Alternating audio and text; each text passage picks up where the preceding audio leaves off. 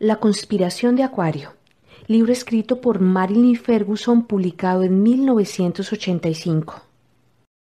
Conspirar, en sentido literal, significa respirar juntos.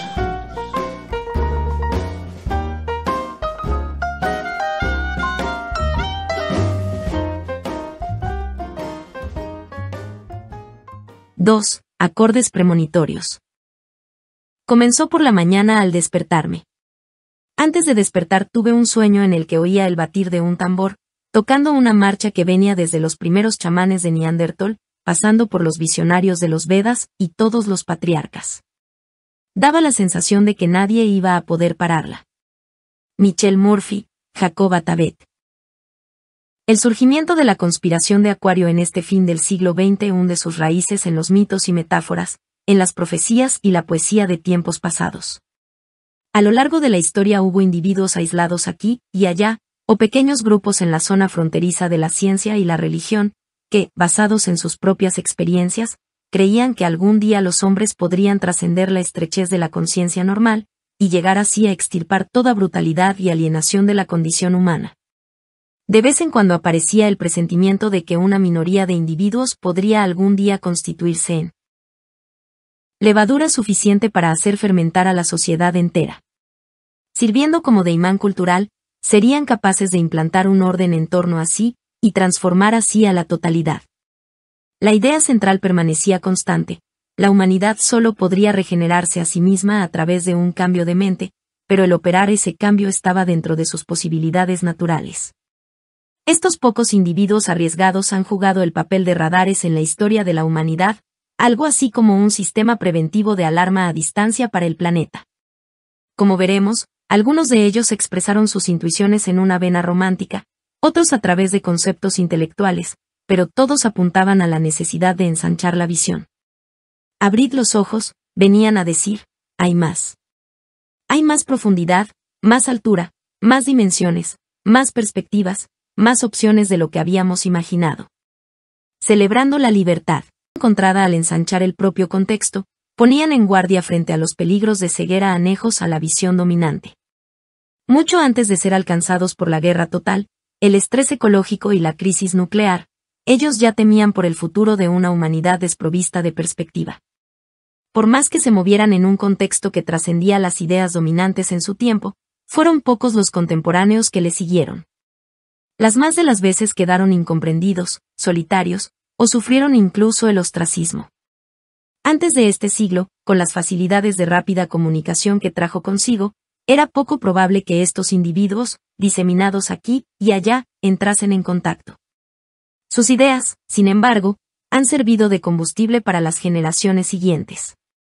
Quienes habían presentido la transformación creían que las generaciones futuras podrían detectar las leyes y fuerzas invisibles que nos rodean, las redes vitales de relaciones, la vinculación existente entre todos los aspectos de la vida y del conocimiento, el entrelazamiento recíproco de las gentes, los ritmos y armonías del universo, las conexiones que convierten las partes en todos, las pautas interpretativas del inmenso entramado del mundo. La humanidad, decían, sería capaz de reconocer los velos sutiles que limitan su visión, y podría tomar conciencia de la pantalla que supone la costumbre, de las prisiones del lenguaje y de la cultura, y de los límites de las circunstancias. Los temas relacionados con la transformación fueron emergiendo con fuerza y claridad crecientes a lo largo del tiempo, y la mayor facilidad de comunicación les fue dando aún mayor empuje. Al principio, las tradiciones se transmitían en círculos intimistas de alquimistas, gnósticos, cabalistas y herméticos. Con la invención de los caracteres móviles a mediados del siglo XV, se convirtieron en una especie de secreto abierto, pero siguieron siendo accesibles tan solo a los pocos que contaban con las letras suficientes, y sufrieron a menudo la censura de la Iglesia o del Estado. Entre esas audaces voces aisladas, se cuentan Meister Eckhart, teólogo y místico alemán del siglo XIV, Giovanni Pico della Mirandola en el siglo XV, Jacob Boehme, otro alemán, en los siglos XVI y XVII, y Emanuel Swedenborg, en los siglos XVII y XVIII. Somos espiritualmente libres, decían, gestores de nuestra propia evolución. El ser humano puede elegir, y despertar a su verdadera naturaleza. Explotando al máximo sus recursos interiores, puede alcanzar una nueva dimensión del espíritu. Es capaz de ver más. Yo no veo con mi ojo, sino a través de él, decía el poeta y artista del grabado William Blake, que vivió a fines del siglo XVIII y comienzos del XIX. Según él, el enemigo de la visión global era el divorcio entre nuestra imaginación y nuestra capacidad de razonar, que se contrae como el acero. Siempre andamos con esa mente a medias, haciendo leyes y juicios morales, atufando la espontaneidad, el sentimiento y el arte.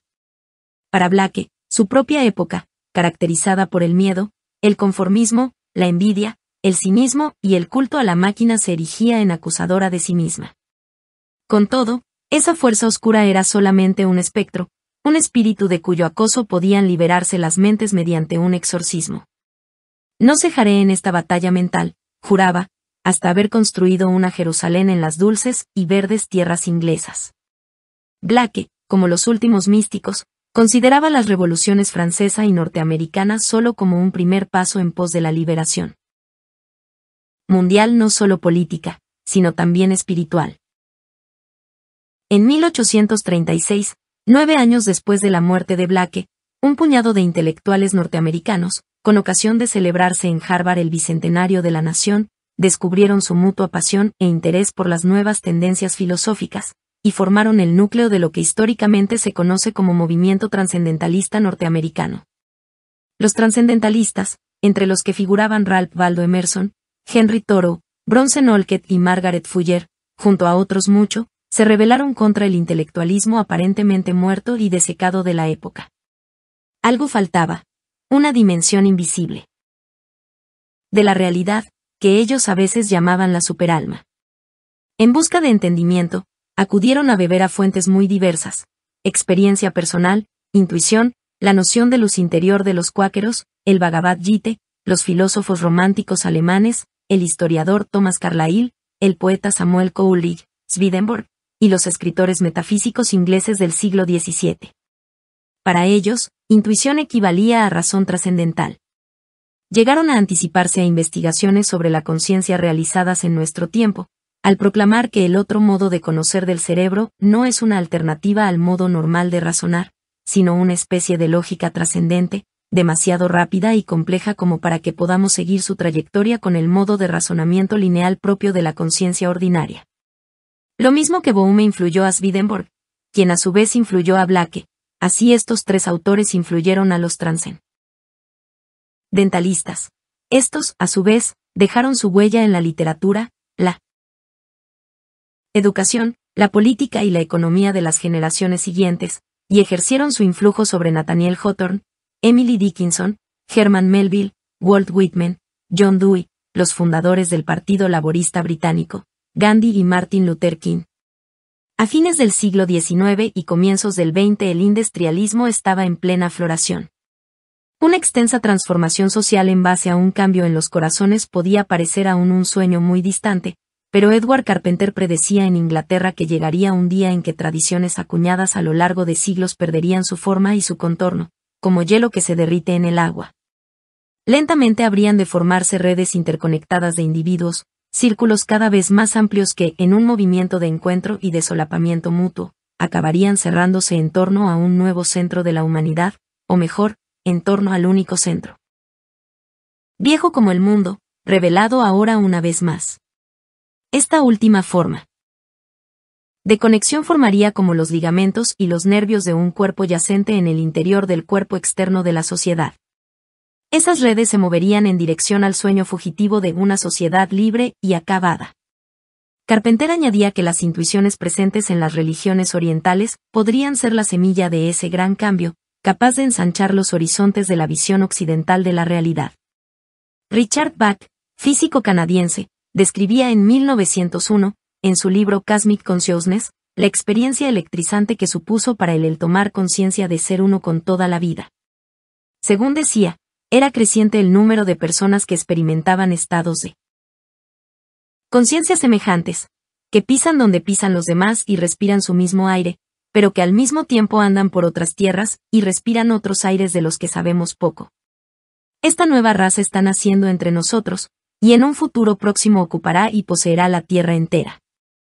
En 1902 William James, el famoso psicólogo norteamericano, redefinía la religión, no ya como dogma sino como experiencia, como el descubrimiento de un contexto nuevo, de un orden invisible, gracias al cual el individuo puede alcanzar la armonía. La conciencia ordinaria actúa de filtro, dejando fuera toda conciencia de esa dimensión misteriosa y ensanchada. No obstante, antes de negar su existencia, más vale ser cauto, so pena de encerrarnos en un concepto prematuramente restringido de la realidad. Según James, los seres humanos son las únicas criaturas de la Tierra capaces de alterar su propia configuración. Solo el hombre es arquitecto de su destino. La mayor revolución de nuestra generación es que los seres humanos, cambiando la actitud interior de su mente, pueden cambiar los aspectos exteriores de sus vidas. Poco a poco, los pensadores occidentales iban atacando a los cimientos mismos del pensamiento occidental. Éramos ingenuos al esperar que la ciencia mecanicista pudiera llegar a explicar los misterios de la vida. Esos portavoces de una visión más amplia del mundo señalaban cómo nuestras instituciones estaban violando la naturaleza, cómo nuestra educación y nuestra filosofía habían dejado de valorar el arte, los sentimientos, la intuición. En los años 20, Hans Christian Smuts, el general Boer que fue 2 veces primer ministro de Sudáfrica, formuló una brillante concepción que anticipaba muchos de los hallazgos científicos de este final de nuestro siglo. En su obra Holismo y Evolución, Smuts llamaba la atención sobre un invisible aunque poderoso principio organizador inherente a la naturaleza. A menos que aprendamos a considerar a la totalidad, y apreciemos la tendencia de la naturaleza hacia formas de organización cada vez más elevadas, no seremos capaces de encontrar un sentido a los descubrimientos científicos que están teniendo lugar entre nosotros de forma acelerada. Según Smuts, hay un principio totalizador en la misma mente. Y también la mente, al igual que la materia, evoluciona hacia niveles cada vez más elevados. La mente, decía, es inherente a la materia. Smuts estaba en realidad describiendo un universo en proceso de hacerse más y más consciente cada vez. La idea del desarrollo de los poderes de la mente se ha traído también al campo de la literatura. En las obras de ficción de Hermann Hesse aparecen con frecuencia seres humanos nuevos, dotados de una sensibilidad particularmente profunda. En una novela suya enormemente popular, Demien 1925, Hesse describía una comunidad de hombres y mujeres que habían descubierto las facultades paranormales y un lazo invisible que los vinculaba entre sí. No estábamos separados de la mayoría de los hombres por una frontera, narraba, sino simplemente por una forma distinta de visión. Estos seres eran prototípicos de una forma de vida diferente. En 1927, Nikos Kazantzakis, el gran novelista griego, entrevió una unión de tales individuos, de quienes podrían crear un solo cerebro y un solo corazón para la Tierra, y dar un significado humano al sobrehumano combate, camaradas a quienes podría hacer una señal a modo de consigna, como hacen los conspiradores. Kazantzakis creía que lo que llamamos Dios es el impulso evolutivo de la conciencia en el universo.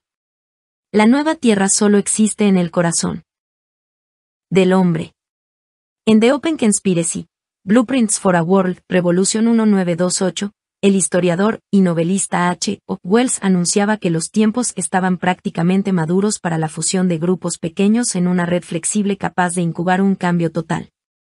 Nuestro mundo está preñado de promesas de cosas mayores, decía Wells en cierta ocasión, y vendrá el día, un día más en la sucesión inacabable de los días, en que los seres que ahora están latentes en nuestras entrañas se levantarán sobre esta tierra, como quien se empina sobre un escabel, y tocarán las estrellas.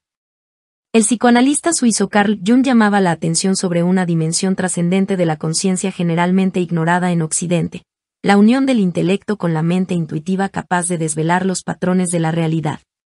Jung introducía, como contexto aún más amplio, la idea del inconsciente colectivo, una dimensión simbólica universal, especie de memoria racial o almacén de conocimientos común a toda la especie. Jung hablaba a este respecto del daimon que empuja a todo indagador de la realidad hacia la búsqueda de la totalidad. En 1929, Alfred North Whitehead, filósofo y matemático, publicaba Process and Reality, libro que describía la realidad, más que como algo tangible ahí fuera, como un flujo que tiene la mente por contexto. Whitehead intentaba articular de forma coherente principios de la naturaleza que fueron descubiertos formalmente en investigaciones llevadas a cabo en generaciones posteriores. Tras una visita a los Estados Unidos en 1931, Pierre Teilhard de Chardin I se embarcaba en la bahía de San Francisco de vuelta a China. Durante la travesía, el paleontólogo jesuita esbozó en sus líneas generales un ensayo, El espíritu de la Tierra, inspirado en su creciente convicción de que individuos de todas las capas sociales de la sociedad norteamericana estaban tramando una conspiración en un supremo esfuerzo por elevar a un nuevo nivel el edificio de la vida. De vuelta en Pekín, daba a conocer su tesis central: la mente ha ido atravesando reorganizaciones sucesivas a lo largo de la historia de la evolución hasta alcanzar un punto crucial, el descubrimiento de su propia evolución. Esta nueva conciencia, la de una mente en evolución que reconoce su propio proceso evolutivo, es la futura historia natural del mundo. Finalmente acabará por convertirse en colectiva, envolviendo a todo el planeta y cristalizando en una iluminación a nivel de especie, a lo que dio el nombre de punto omega. Algunos individuos, vinculados entre sí por una atracción común hacia una visión trascendente del futuro, parecían estar actuando como punta de lanza en la tarea familiar de conducir a toda la humanidad hacia esa conciencia más amplia. El único camino de salida va en la dirección de una pasión compartida, de una conspiración. Y, como decía a un amigo, nada en el mundo podrá resistir el ardor acumulativo de un alma colectiva, de un número suficiente de personas transformadas que aúnen sus esfuerzos. Aunque muchos se resistan a admitir la idea de que la mente evoluciona, decía, finalmente acabará por ser aceptada. Basta que la verdad haya sido vista una vez, aunque solo sea por una única mente individual, para que acabe por imponerse a la totalidad de la conciencia humana. Todas las ciencias estaban aportando pruebas que evidenciaban ese irrefrenable avance evolutivo, decía también, y solo los ciegos podían negarse a ver esta realidad. La evolución es una condición, ante la que todas las teorías deben inclinarse, una curva a la que todas las líneas deben ajustarse. Nadie que deje de lado ese avance de la evolución puede pretender llamarse moderno, decía. Para nuestros descendientes, esta idea resultará tan familiar e instintiva, como lo es para un niño la tercera dimensión del espacio. En vida de Teilhard, el fenómeno humano solo llegó a circular de forma privada, porque la Iglesia le prohibió publicarlo. En este libro Teilhard advertía que el despertar de la mente a la concepción evolucionista podía acarrear sentimientos de miedo y desorientación.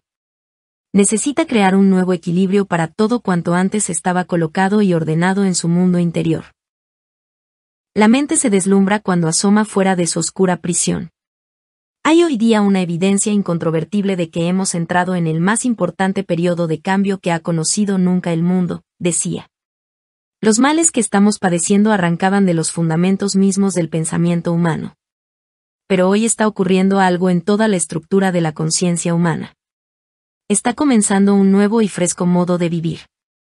Nosotros somos hijos de la transición, aún no plenamente conscientes de los nuevos poderes a los que se ha soltado las riendas.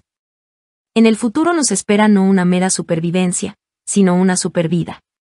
El historiador Arnold Toynbee decía en 1935 que una minoría creativa, que se está volviendo hacia el mundo interior de la psique, podría hacer entrever a nuestra atribulada civilización una nueva forma de vida. También preveía que el desarrollo más significativo de la época provendría del influjo que habría de tener en Occidente la perspectiva espiritual del Oriente. A finales de los años 30, un conde polaco, Alfred Korzybski, ponía de relieve todavía otro aspecto de la conciencia: el lenguaje. El lenguaje moldea al pensamiento, afirmaba al exponer los principios generales de la semántica. Confundimos lenguaje y realidad, creándonos con ello falsas certidumbres. Por medio de las palabras, intentamos aislar las cosas unas de otras, siendo así que ellas solo pueden existir en la continuidad. Nuestro fallo está en no ver que todo es proceso, cambio, movimiento. Si queremos experimentar la realidad, decían Korzybski y sus seguidores, debemos reconocer antes los límites del lenguaje. En unos ensayos que publicó en vísperas de la Segunda Guerra Mundial con el nombre de The Wisdom of the Heart, la sabiduría del corazón, Henry Miller advertía de la dificultad de expresar las nuevas realidades dentro de los límites del lenguaje. Existe hoy día por todas partes un gran número de espíritus que se dicen modernos, y que son todo menos eso. Están completamente desconectados de la onda de estos tiempos, y sin embargo reflejan esta época más auténticamente que quienes se dejan nadar a favor de la corriente. En el corazón mismo del espíritu moderno hay un cisma. El cascarón se está abriendo, los cromosomas se están partiendo tratando de formar nuevos patrones de vida. Aquellos de nosotros que parecen estar más ajenos a lo que, son quienes están avanzando hacia la creación de esa vida que está aún en embrión.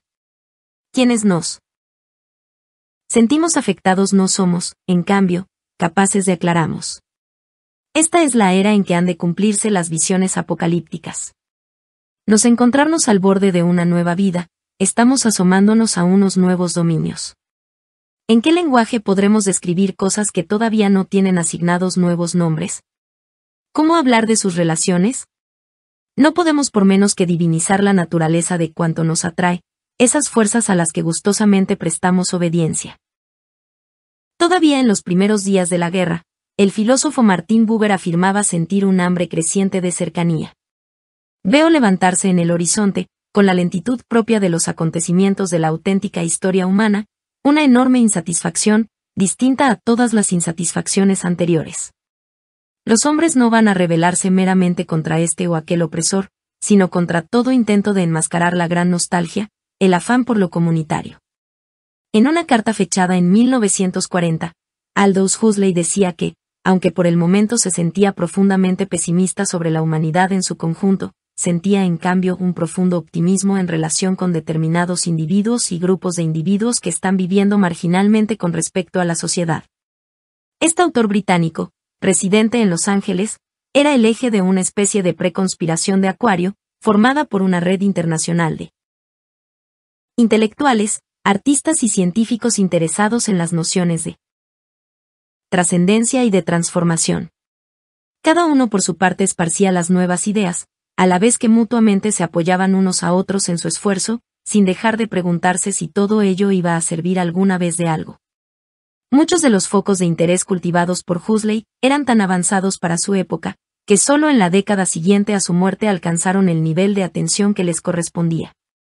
Entre otras cosas, propugnó la investigación de la conciencia, la descentralización política y económica, la curación por medios paranormales, el uso de los estados alterados de conciencia, el reentrenamiento de la percepción visual y la acupuntura, cuando todas estas ideas eran consideradas herejías. Fue también uno de los primeros en apoyar a Ludwig von Bertalanffy, un biólogo alemán autor de una teoría sobre el contexto, a la que denominó primeramente perspectivismo, y que más tarde fue conocida como teoría general de sistemas. Esta teoría, cuyo influjo no ha dejado de crecer de forma continuada en disciplinas muy diversas, considera que todo cuanto existe en la naturaleza, incluyendo el comportamiento humano, está interconectado. Según la teoría general de sistemas, nada puede ser comprendido aisladamente, sino que debe ser considerado como parte de un sistema. En la época de relanzamiento de la actividad económica de la postguerra, había quienes sentían que se estaba aproximando un trastrocamiento general, un despertar a los acondicionamientos que estaban pesando sobre la cultura. El sociólogo David Riesman, incluso cuando describía el conformismo y la alienación de la sociedad en su libro The Lonely Crowd, La muchedumbre solitaria, sugería la posibilidad de ruptura de esa misma situación. Muchas corrientes de cambio presentes en América escapan a las informaciones de los reporteros de esta nación, que es por otra parte el país mejor informado del mundo. América no es solamente grande y rica.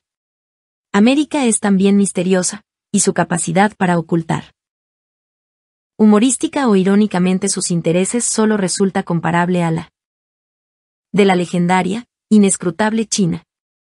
El libro de Riesman y otros semejantes alertaron una nueva toma de conciencia de las prisiones anejas al conformismo. Ponían en cuestión ocultas convicciones y llamaban la atención sobre diversas contradicciones inherentes. Era el primer paso en el proceso de ruptura del viejo paradigma. A mediados de los años 50, el psicoanalista Robert Lindner desencadenó una controversia con su profética advertencia acerca de la inminencia de un motín de los jóvenes. Los hemos alimentado con nuestros miedos e inseguridades. Les hemos traspasado arteramente nuestros propios fallos y equivocaciones. Ellos son quienes están expresando, en lugar nuestro, la rabia contenida, la tensión y la terrible frustración del mundo en que han nacido. Están aprisionados por las vacilaciones y las desilusiones de sus predecesores, y, como todos los prisioneros, esconden en su corazón un ansia de motín. Must we conform, debemos conformarnos, rezaba el título de un libro que escribió en 1956. La respuesta es rotundamente no. No, no solo porque en el fondo somos criaturas que no podemos, sino no, porque aquí y ahora tenemos la alternativa de una nueva forma de vida. Es el camino de la rebelión activa, el sendero de la protesta creativa. Según Lindner, la clave estaba en un ensanchamiento de la conciencia, en el reconocimiento de hasta qué punto estamos paralizados por miedos y motivaciones inconscientes. Estoy profundamente convencido de que puede invertirse el sentido de la marea. El eminente psicólogo Gardner Murphy predecía allá por los años 50 que la creciente curiosidad científica por la conciencia iba a conducir a nuevos campos de experiencia. Cuanto más juguemos con el otro lado de la mente, cuanto más explotemos esas dotes que ninguna cultura ha llegado a explotar nunca del todo, tanto menos probable resulta que puedan mantenerse en pie nuestras viejas concepciones, ni siquiera las ideas de Darwin y de Freud. Nuevas ideas, radicalmente diferentes, deben emerger, decía Murphy, y lucharemos frenéticamente contra ellas, claro está. Nuevas ideas, nueva gente. C.S. Lewis, novelista y ensayista, describía lo que le parecía ser una especie de sociedad secreta de nuevos hombres y mujeres, esparcidos aquí y allá por toda la tierra. Se puede aprender a reconocerlos, decía, y desde luego ellos se reconocen entre sí. En El retorno de los brujos, bestseller publicado en Francia en 1960, Louis Pauwels y Jacques Vallée describían la conspiración abierta formada por individuos inteligentes transformados por sus propios descubrimientos interiores. Según Pauwels y Vallée, los miembros de esta red podrían estarse erigiendo en dispensadores contemporáneos de una larga cadena de conocimientos esotéricos. Salían ahora a la superficie por vez primera del seno de la tradición de los alquimistas y los rosacruces. Tal vez algunos estaban comenzando a encontrar aquello por lo que muchos antes habían suspirado. J. B. Priestley, al concluir su monumental Literature and Western Man 1960, admitía un hambre muy extendido de deseo de completarse. La cultura occidental, en medio de su esquizofrenia, anda buscando desesperadamente su propio centro, un equilibrio entre la vida interior y la exterior. El mundo interior de toda esta época está tratando de encontrar compensación a los fallos de conciencia cometidos, está tratando de restaurar el equilibrio destruido por la propia unilateralidad, está intentando reconciliar los opuestos que se miran enfrentados. Solo la religión puede llevar sobre sus hombros la carga del futuro, decía, pero no la religión de las iglesias, sino la dimensión espiritual que va más allá de costumbres y políticas. Incluso si nos parece que el tiempo de nuestra civilización está yéndose rápidamente, como azúcar que se escapa de una bolsa rota, tenemos que esperar. Pero mientras seguimos esperando, podemos intentar sentir y pensar como si nuestra sociedad estuviera ya siendo sostenida por la religión, como si estuviéramos encontrando el camino de vuelta a casa en el universo. Podemos dejar de seguir desheredándonos a nosotros mismos. Podemos lanzar un desafío a todo el proceso deshumanizador y despersonalizador que está privando a la vida humana de su riqueza simbólica y de su dimensión profunda, y está induciendo en ella una anestesia que exige rodearse de violencia o de horrores y crueldades para poder sentir algo en absoluto. En vez de pretender mirar la otra cara de la luna, demasiado lejana de nosotros, podemos intentar conocer la otra cara de nuestra propia mente. Precisamente este tipo de comportamiento, como si podría ir indicándonos el camino de vuelta a casa, podría revelarse como un paso en el camino que conduce a la salud, a la justicia, al orden y a un verdadero sentir comunitario. Y solo con que declaremos qué es lo que no funciona en nosotros, cuáles son nuestras necesidades profundas, quizá también con ello empiecen a desaparecer gradualmente la muerte y la desesperación. En su última novela, La isla 1963, Huxley retrataba una sociedad semejante, en la que la salud se apoyaba en los poderes de la mente, familias extensas ofrecían consejo y acogida, el aprendizaje estaba basado en hacer e imaginar, y el comercio se imponía a sí mismo la ecología como límite. Para inculcar la imperiosa necesidad de mantenerse atentos, pájaros amaestrados volaban de acá para allá gritando «atención». «Atención». La mayoría de los críticos enjuiciaron la isla como si se tratara de una burla, con menos éxito que la oscura visión que Huxley nos legó en su Brave New World. Un mundo feliz. Pero Huxley no estaba solo describiendo un mundo que juzgaba posible, sino que de hecho reproducía en él una serie de prácticas que se sabe que existen en culturas contemporáneas. Con palabras del Dr. McPhail en la isla, se trata de hacer el mejor de ambos mundos, el oriental y el europeo, el antiguo y el moderno. ¿Qué estoy diciendo? Hacer el mejor de todos los mundos, de los mundos ya realizados en las diversas culturas, y más allá de ellos, de los mundos con potencialidades inconcebibles todavía. Realmente, en esa época estaba creciendo el mutuo impacto entre diversas culturas. En su libro Understanding Media 1964, llamado a ejercer un enorme influjo, Marshall M. Selwyn describía el mundo que se estaba aproximando como un pueblo global, unificado por la tecnología de las comunicaciones y la rápida diseminación de la información. Este mundo electrificado, capaz de enlaces instantáneos en todas direcciones, no presentaría semejanza alguna con los miles de años de historia que le habían precedido. En esta era nos hemos hecho conscientes de lo inconsciente, señalaba M. Selwyn. Aunque la mayoría de nosotros seguimos pensando de acuerdo con los antiguos patrones fragmentarios de una época de lentitud, los nuevos enlaces electrónicos nos aproximan mutuamente de una forma mítica e integral. M. Selwyn veía el cambio que se avecindaba un número creciente de individuos aspirando a la totalidad, a la empatía, a un modo más profundo de ser conscientes. Rebelándose contra los patrones establecidos, deseando la apertura de la gente. Y vamos a ser remodelados, decía, por la avalancha de nuevos conocimientos. La perspectiva inmediata para el hombre fragmentado de Occidente, al tropezarse con la implosión eléctrica dentro de su propia cultura, es su transformación firme y rápida en una persona compleja, emocionalmente consciente de su total interdependencia con el resto de la sociedad humana. ¿Acaso no podría esta traducción actual de todas nuestras vidas a la forma espiritual de la información, hacer de todo el globo y de la familia humana una única conciencia? En la presentación de World Perspectives, una serie de libros publicados por Harper and Row a comienzos de los años 60, Ruth Ann de Ashen hablaba de una nueva conciencia capaz de levantar a la humanidad por encima del miedo y el aislamiento. 2. Ahora que podemos comprender la evolución misma, es cuando estamos realmente afrontando el cambio fundamental. Contamos ahora en todas partes con una contrafuerza opuesta a la cultura de masas. Con un nuevo, aunque a veces imperceptible, sentido espiritual de convergencia en pos de la unidad humana y mundial. Esta nueva serie de libros fue planeada para promover un renacimiento de la esperanza, para ayudarnos a captar lo que había escapado a nuestra mente en el pasado. Tras descubrir su propia naturaleza, se abren al hombre nuevas opciones, ya que es la única criatura capaz de decir sí o no a la vida. Progresivamente, a medida que un número creciente de pensadores influyentes iba considerando las posibilidades existentes, la visión transformativa se iba haciendo más creíble. El psicólogo Abraham Maslow postulaba la existencia en el hombre de un instinto innato que va más allá de la simple supervivencia o de las necesidades afectivas, y se traduce por una sed de significación y de trascendencia.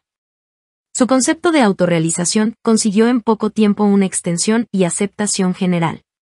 Cada vez resulta más claro, escribía Maslow, que se está gestando una revolución filosófica. Está desarrollándose rápidamente un sistema globalizador, como un árbol que estuviese comenzando a dar fruto en todas sus ramas al mismo tiempo. Maslow hablaba de un grupo de individuos, vanguardia scout de la raza, que sobrepasaban con mucho los criterios tradicionales de lo que se entiende por salud psicológica, y a los que gustaba aplicar el nombre de trascendentes. Confeccionó una lista de unos 300 individuos y grupos de individuos inteligentes y creativos, cuyas vidas habían sido marcadas por una frecuente repetición de experiencias cumbre, término acuñado por él. Una red psíquica, como él la llamaba, literalmente de alma buena. Según decía, los trascendentes sentían una irresistible atracción mutua en una habitación donde hubiera más de 100 personas, y solo 2 o 3 de ellos, serían capaces de reconocerse entre sí rápidamente, lo mismo pueden ser hombres de negocios o ingenieros, que políticos, sacerdotes o poetas. En Inglaterra, Colin Wilson, en un añadido a su famoso estudio sobre la alienación, The Outsider, llamaba la atención en 1967 sobre la encrucijada crítica que Maslow y otros estaban desvelando calladamente en los Estados Unidos, la posibilidad de una metamorfosis humana, en un mundo abierto a la creatividad y a la experiencia mística. Ninguna analogía, ni siquiera la de una metamorfosis, resulta adecuada para expresar el carácter repentino y lo radical de la transformación que nos espera, decía John Platt, físico de la Universidad de Michigan. Solo algunos soñadores como Wells y Teilhard han podido ver de antemano la enorme oleada de reestructuración y unificación que supone y el futuro que va a traer consigo. Es un salto cuántico, un nuevo estado de la materia. Y esta transformación va a tener lugar en el espacio de 1 o 2 generaciones, decía Platt. Puede que estemos asistiendo al cambio más rápido en toda la evolución de la raza humana, una especie de choque frontal cultural. En 1967, la conocida futuróloga Barbara Marx Haber, movida por la visión de Teilhard relativa a la evolución de la conciencia humana, invitó a 1 millar de personas de todo el mundo, entre los que se incluía el grupo de Maslow, para intentar formar un frente humano, con todos aquellos que compartían una misma fe en la posibilidad de una conciencia trascendente. Cientos de estas personas aceptaron la convocatoria, entre ellos Lewis Mumford y Thomas Merton. Como resultado surgió una revista, y más tarde una organización fluida típica, el Comité para el Futuro. Eric Fromm, en la Revolución de la Esperanza 1968, preveía un nuevo frente, un movimiento que combinaría el deseo de un profundo cambio social con una nueva perspectiva espiritual. Su objetivo sería la humanización del mundo tecnológico. Este movimiento, que podría surgir en menos de 20 años, sería no violento. Entre sus miembros se contarían norteamericanos deseosos ya de un nuevo estilo directivo, jóvenes y viejos, conservadores y radicales, pertenecientes a todas las clases sociales. La clase media ha empezado a escuchar y está siendo movilizada, decía Fromm. Ni el Estado, ni los partidos políticos, ni la religión podrían ofrecer suficiente abrigo, intelectual ni espiritual, a este movimiento. Las instituciones resultaban demasiado burocráticas, demasiado impersonales.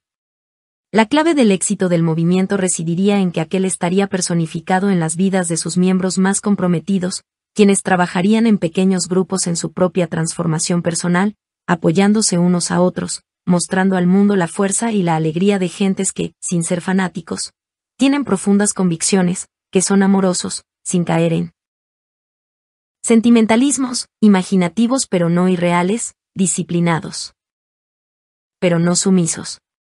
Estas gentes construirían su propio mundo en medio mismo de la alienación del contexto social contemporáneo.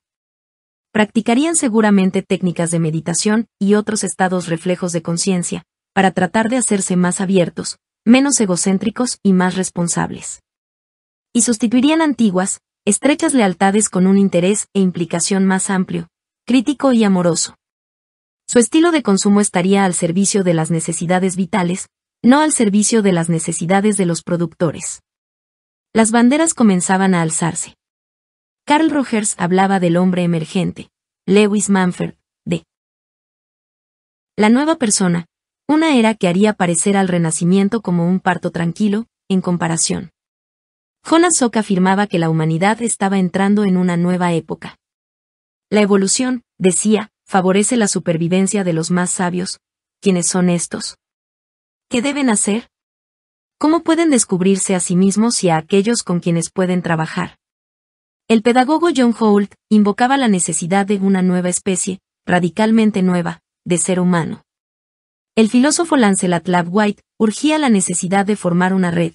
Quienes hemos sentido ya la intimación de esta actitud emergente tenemos que hacernos conscientes de nuestra existencia, tenemos que reclutar aliados siempre que se presente la oportunidad. La única posibilidad que queda abierta a nuestro tiempo, decía en 1968 Joseph Campbell, conocido especialista en mitología, es la libre asociación de hombres y mujeres que tengan un espíritu afín. No ya un puñado, sino 1000, 10.000 héroes, que puedan crear una imagen futura de lo que puede ser la humanidad. En 1969, el famoso comentarista político francés Jean-Francis Revel predecía que los Estados Unidos estaban a punto de experimentar la segunda gran revolución mundial, una conmoción que vendría a completar la primera revolución, la de la implantación de la democracia en Occidente. En Without Marx or Jesús, sin Marx ni Jesús, preveía el surgimiento de un Homo Naves, de un nuevo ser humano. Revel pensaba que la corriente subterránea latente en el resurgir de los intereses espirituales en los Estados Unidos, y evidente en el interés febril por las religiones orientales, presagiaba cambios profundos en el único país del planeta lo suficientemente libre como para llevar a cabo una revolución no sangrienta. Revel veía la segunda revolución que se aproximaba, como el surgimiento de unos nuevos cauces en medio del caos de movimientos sociales, nuevos modos y modas, protestas y violencia que caracterizaron a los años 60. De hecho, muchos de los activistas de estos años habían comenzado a mirar hacia su propio interior, dirección que sus propios camaradas de la izquierda convencional juzgaban herética. Pero ellos afirmaban que no podían aspirar a cambiar la sociedad hasta haber cambiado ellos mismos. Irving Thomas, uno de los activistas sociales de los años 60, recordaba más tarde: en el camino hacia la revolución sucedió algo curioso. Allí estábamos nosotros, rompiéndonos el pecho por conseguir un cambio en la sociedad, cuando comenzó a abrirse paso lentamente. En nosotros la convicción que la lucha político-social de amplios vuelos que estábamos acometiendo era solo un alistamiento parcial en las filas de una revolución de la conciencia, una revolución tan amplia que nos resultaba difícil enfocarla dentro del contexto de nuestra realidad. Y Michael Lastman, uno de los líderes del Berkeley Free Speech Movement, movimiento de Berkeley en favor de la libre expresión, y otros líderes de los rebeldes universitarios, supuestamente rayanos en la locura, hablaban en tono menor de algo que curiosamente les estaba sucediendo. A lo largo de su pugna en favor del cambio, habían comenzado a experimentar aquello que asusta de las opciones y las posibilidades reales. Teníamos la sensación de que, de algún modo, la superficie de la realidad se había desmoronado. Todo había dejado de ser lo que antes parecía. Era eso lo que significaba convertir el mundo otra vez en algo extraño y nuevo. El hecho de crear y dar nombre al movimiento había aligerado la responsabilidad de enfrentarse con un insospechado y terroríficamente inexplorado campo de opciones posibles, en un universo en el que de algún modo, todo era de pronto posible.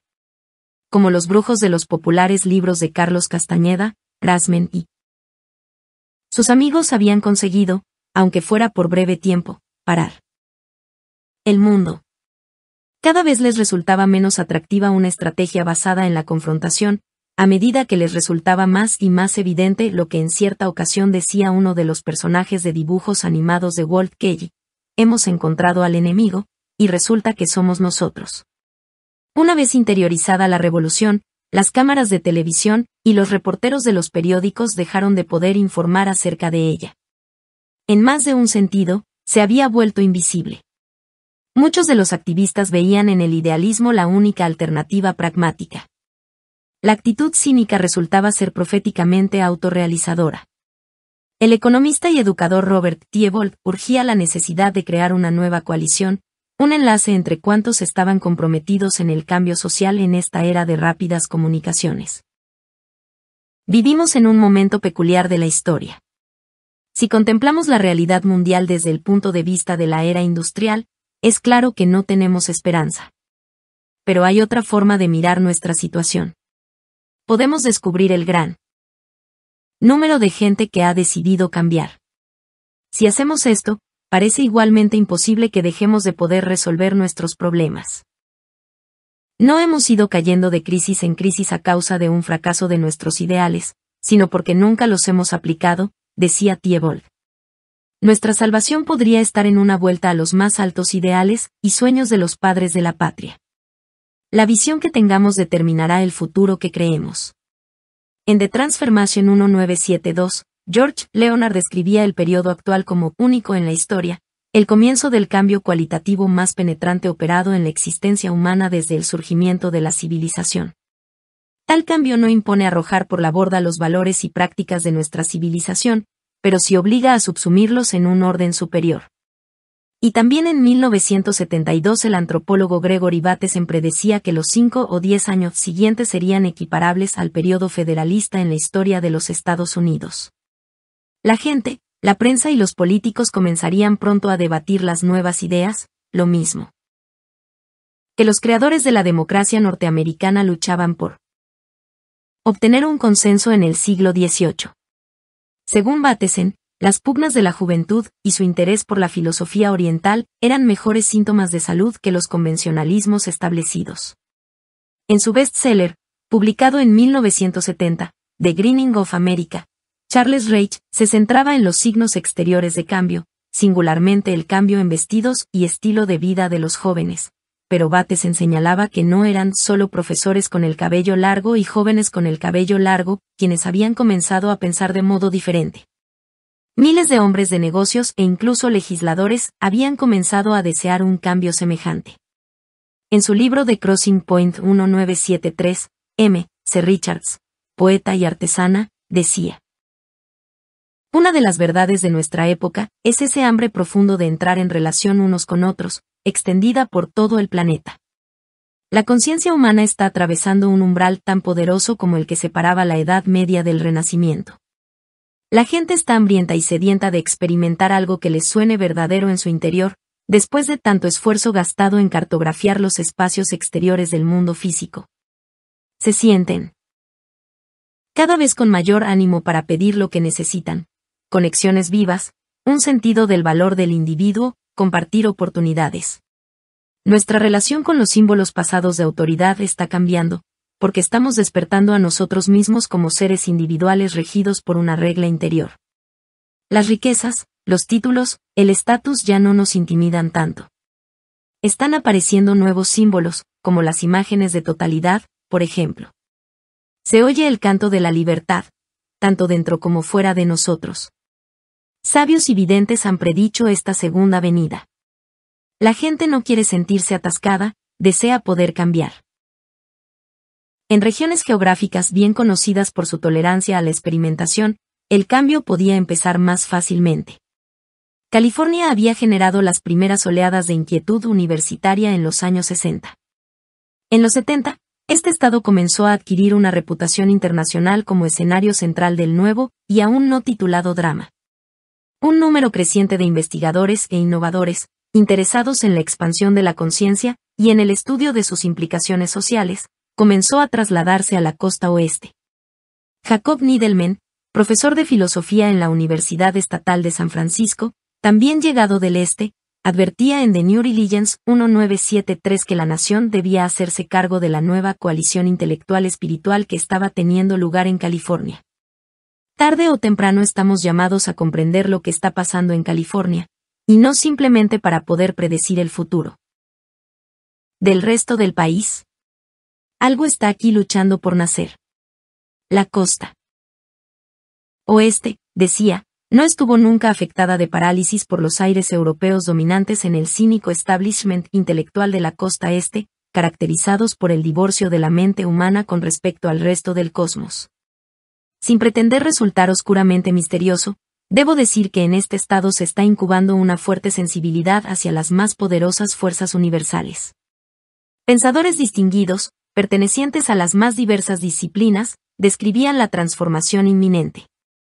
El director de investigaciones sobre planificación en el Stanford Research Institute, Willis Arman, decía que si el materialismo había sido la base filosófica de la vieja izquierda, parecía probable que la espiritualidad fuese a jugar ese papel para la izquierda nueva, una espiritualidad compuesta de una matriz de creencias interconectadas, como por ejemplo, que todos estamos invisiblemente unidos los unos a los otros, que existen dimensiones que trascienden el espacio y el tiempo, que las vidas individuales tienen sentido, que la gracia y la iluminación son reales, que es posible evolucionar hacia niveles siempre más elevados de comprensión. Caso de que estas nuevas coaliciones llegasen a prevalecer, decía Arman, y la cultura llegase a estar dominada por algún tipo de premisa trascendental, el resultado sería un fenómeno social e histórico de una repercusión tan vasta y penetrante como la Reforma Protestante. Arman pertenecía al grupo de especialistas y analistas de la planificación que redactaron The Changing Image of Man, la imagen cambiante del hombre, un estudio decisivo patrocinado por la Fundación Charles Kettering y realizado por el Stanford Research Institute en 1974. Este notable documento venía a preparar el terreno para el cambio de paradigma, al ofrecer unas bases para comprender la forma en que podía tener lugar la transformación individual y social. El surgimiento de una nueva imagen y diagonal o de un nuevo paradigma.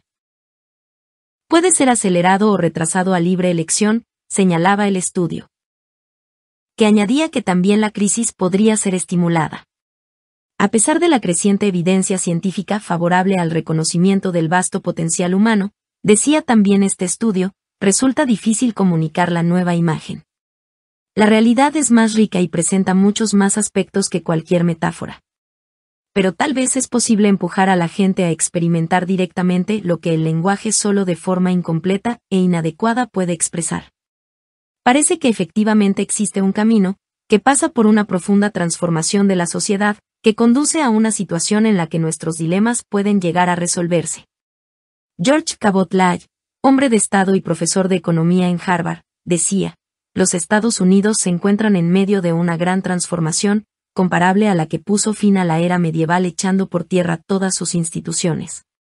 Las viejas ideas y presupuestos, que en otro tiempo legitimaban nuestras instituciones, están siendo erosionadas. Están haciéndose a un lado para dejar paso a una realidad cambiante que las está reemplazando con ideas diferentes, todavía confusas, contradictorias e inquietantes. Un físico de Stanford, William Tiller, decía que este movimiento innominado había alcanzado un estado de masa crítica, que no admitía ya detención alguna. También Lewis Thomas, presidente del Instituto Sloan Kettering, usaba la metáfora de la masa crítica en Delibes of Asel 1974. Solamente en este siglo, habíamos llegado a ser un número lo suficientemente grande, y estábamos lo suficientemente juntos como para poder desencadenar un movimiento de fusión en toda la Tierra, proceso que a partir de ahora podría seguir avanzando muy rápidamente. El pensamiento humano podría encontrarse ante un umbral evolutivo. El historiador de arte José Argüelles describía por su parte una extraña inquietud que atraviesa la atmósfera psíquica, una inestable pax americana. La revolución de los años 60 había sembrado las semillas del apocalipsis. Las drogas psicodélicas, no obstante el mal uso hecho de ellas, habían proporcionado una experiencia visionaria de autotrascendencia a un gran número de individuos, capaces de poder determinar el futuro del desarrollo humano. No una utopía, sino un estado colectivamente alterado de conciencia. Estamos viviendo una época en que la historia retiene el aliento, decía Arthur Clarke, autor de Childhood's End y de 2001, y el presente se está separando del pasado lo mismo que un iceberg que ha soltado amarras para ir a navegar por el océano sin límites. Carl Rogers, que en documentos que circulaban privadamente en forma restringida había predicho el surgimiento de una nueva especie de ser humano autónomo, aclamaba en 1976 el lanzamiento de una red denominada Self-Determination, autodeterminación, por ciudadanos y legisladores californianos.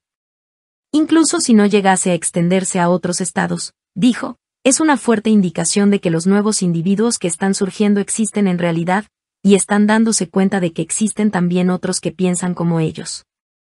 Pero no era solamente en California. El Human Systems Management, coalición internacional de especialistas en técnicas directivas, patrocinaba asimismo la botadura de una nueva red de la Universidad de Columbia en la ciudad de Nueva York. Estamos buscando gente especial, gente que no se encuentra en ninguna lista que podamos adquirir. Debemos buscarnos unos a otros, encontrarnos unos a otros, ligarnos los unos con los otros. No se sabe cuántos somos ni dónde estamos. Y hacia 1976, Theodor Herzog llegaba a decir que pronto no podría sobrevivir ninguna política que dejase de hacer justicia a los individuos espiritualmente subversivos, esa nueva sociedad dentro de la cáscara de la antigua. La revolución de la hierba que crece y del hágalo usted mismo que predecía Eric Fromm, estaba teniendo lugar solo 10 años más tarde. Formar redes, networking, se había convertido en una forma verbal activa, y eso es lo que había empezado a hacerse por medio de conferencias, llamadas telefónicas, viajes en avión, libros, organizaciones fantasmas, folletos, panfletos, fotocopias, charlas, talleres, reuniones, mensajes secretos, amigos mutuos, encuentros en la cumbre, coaliciones, cintas magnetofónicas y boletines. Los fondos necesarios podían provenir de préstamos, pequeños donativos y mecenas poderosos, todos ellos impregnados del peculiar sentido pragmático norteamericano. Experiencias e intuiciones de unos y otros eran compartidas, discutidas, sometidas a prueba, adaptadas, y finalmente precipitadas en forma rápida, a fin de obtener de ellas los elementos aprovechables. Había ahora ya redes en ambientes académicos, que incluían a las propias autoridades universitarias, dispuestas a poner en juego su poder en favor de la idea de la evolución de la conciencia, y también agrupaciones fluidas de burócratas que buscaban poner de algún modo el poder de la administración al servicio de las nuevas ideas. Un grupo o red de juristas humanistas hablaba de la forma de transformar la amarga naturaleza contenciosa del sistema judicial, a la vez que una red internacional de físicos de segunda fila se comprometían a acometer un estudio de la conciencia. La visión transformativa iba siendo compartida por individuos implicados en movimientos sociales de distinta índole, que desarrollaban ahora su actuación en redes o grupos interconectados en torno a aspectos humanos como la demencia, la muerte, formas alternativas de nacimiento, ecología, nutrición.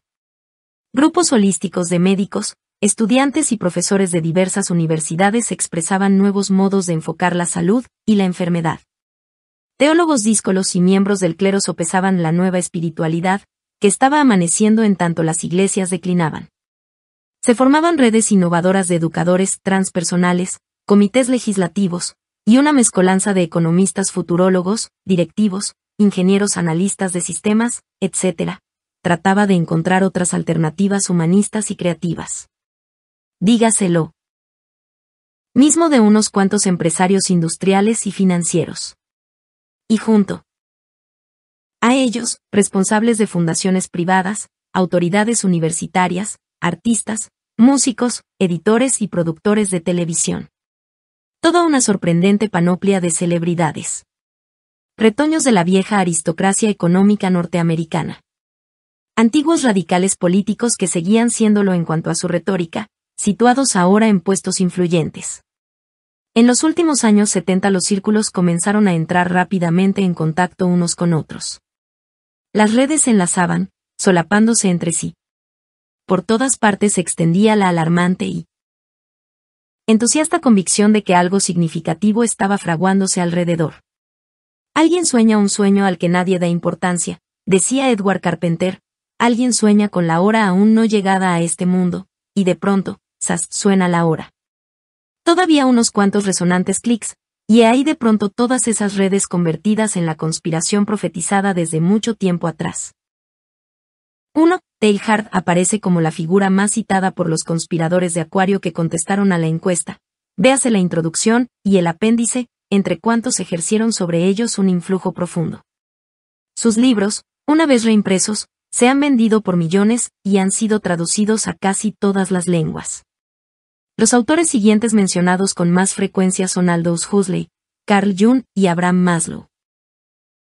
2. La serie World Perspectives incluía muchos autores cuyo pensamiento ha ejercido influjo en la conspiración de Acuario, y entre ellos, Lancelot White, Lewis Mumford, Eric Fromm, Werner Heisenberg, René Dubos, Gardner Murphy, Mircea Eliade, Kenneth Boulding, Marshall M. Celoan, Milton Mayeroff, Ivan Illich y Jonas Salk.